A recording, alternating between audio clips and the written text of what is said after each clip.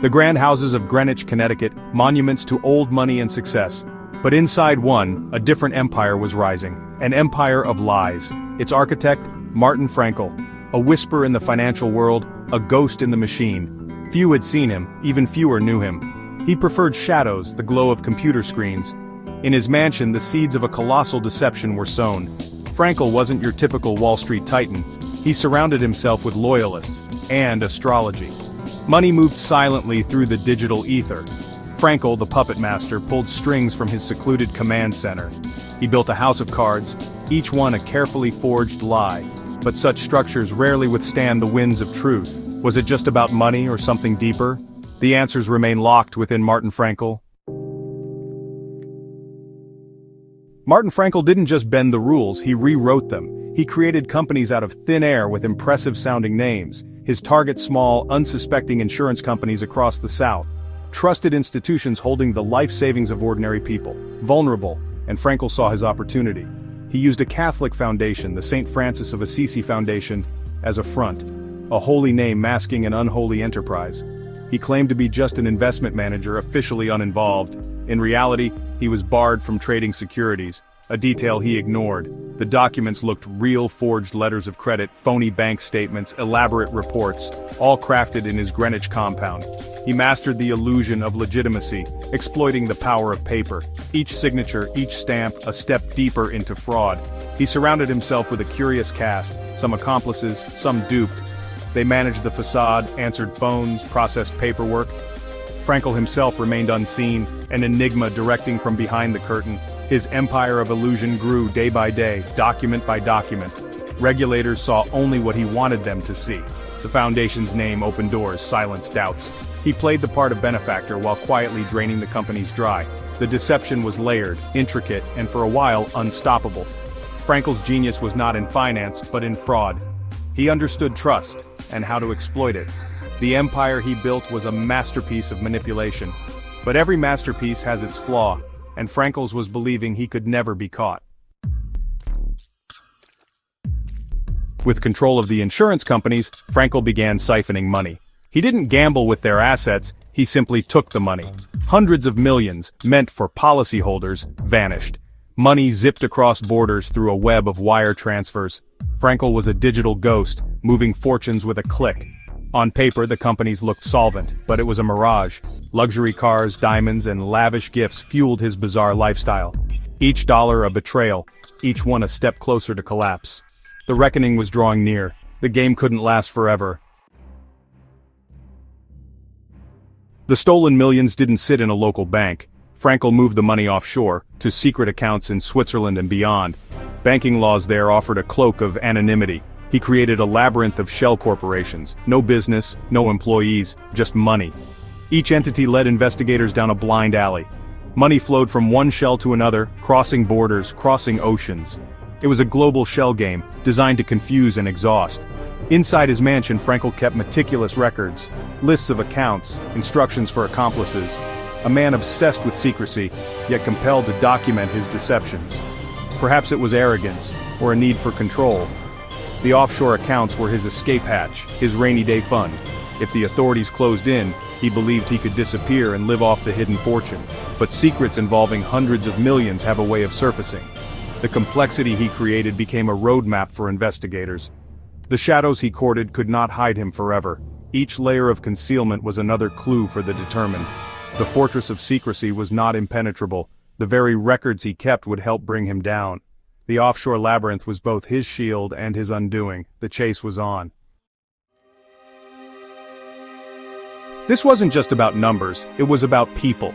People who trusted those small insurance companies with their futures. They paid premiums, believing they were secure. Frankel shattered that trust. Retirement annuities vanished.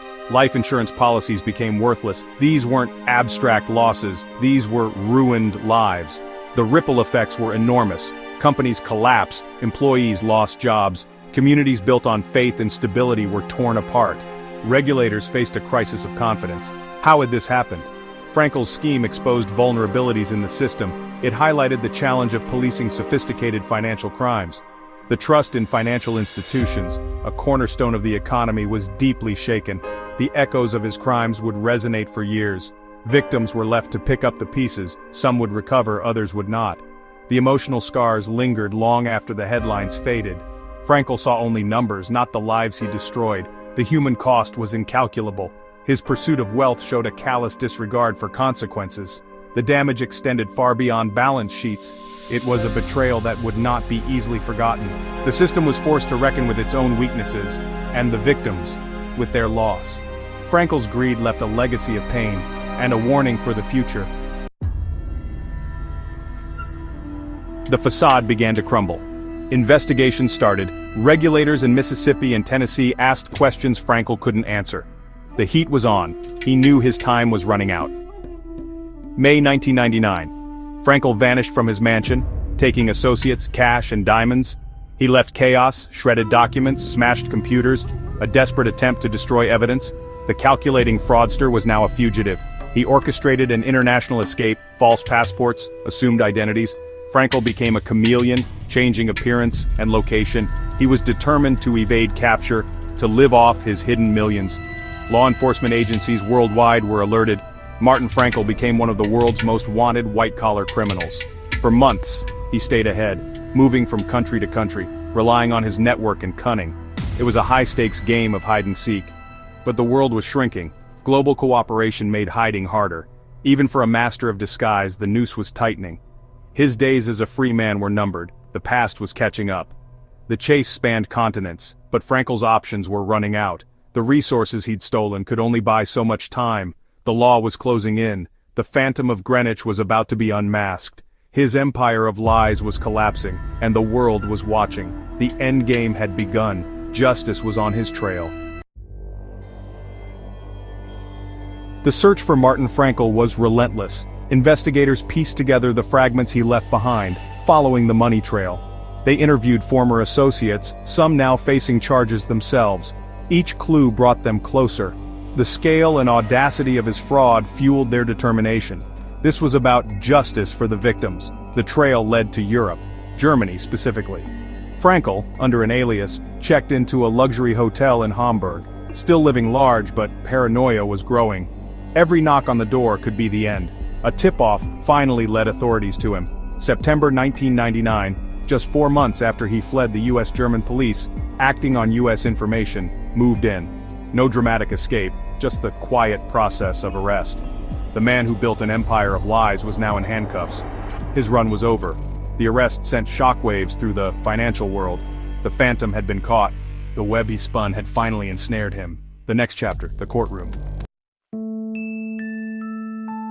Extradited to the US, Martin Frankel faced a mountain of charges: racketeering, money laundering, securities fraud. The evidence was overwhelming. His own records became the prosecution's roadmap. The courtroom was the stage for his final act. He tried to plead insanity, claiming diminished capacity and an obsession with astrology. His defense painted him as a troubled genius, not a criminal. But the prosecution showed a shrewd, manipulative operator. The legal battles were complex, but the outcome was clear. In 2002, Frankel pleaded guilty to 24 federal counts. The architect of illusion finally admitted his crimes. There would be no escape this time. The sentence, nearly 17 years in federal prison and a massive restitution order. Much of the stolen money would never be recovered. The offshore labyrinth had done its job too well. For victims, the sentence brought some closure, but not full compensation. Justice, in this case, was imperfect. The system had been tested and scarred. Frankel's saga was over, but the consequences lingered. The Phantom was finally behind bars. Martin Frankel's story didn't end with his imprisonment. The effects of his crimes lingered, marking victims and the financial industry. His saga became a cautionary tale, a warning about unchecked ambition and deception. It exposed vulnerabilities in financial systems, prompting calls for tighter regulation. The allure of easy money remains a constant temptation. Frankel was a maestro of manipulation, but the seeds of such deception exist everywhere. His story forces us to examine the systems we trust and ourselves. What drove him? Wealth, power, or something deeper? We may never know. He remains an enigma, a phantom who left devastation in his wake. His legacy is one of ruin and regret. Empires built on lies always crumble, often crushing innocence. Frankel's tale is more than true crime. It's a reflection on human nature's darker side. It warns of greed's seductive call and the devastation it brings. The real cost is always greater than the stolen millions.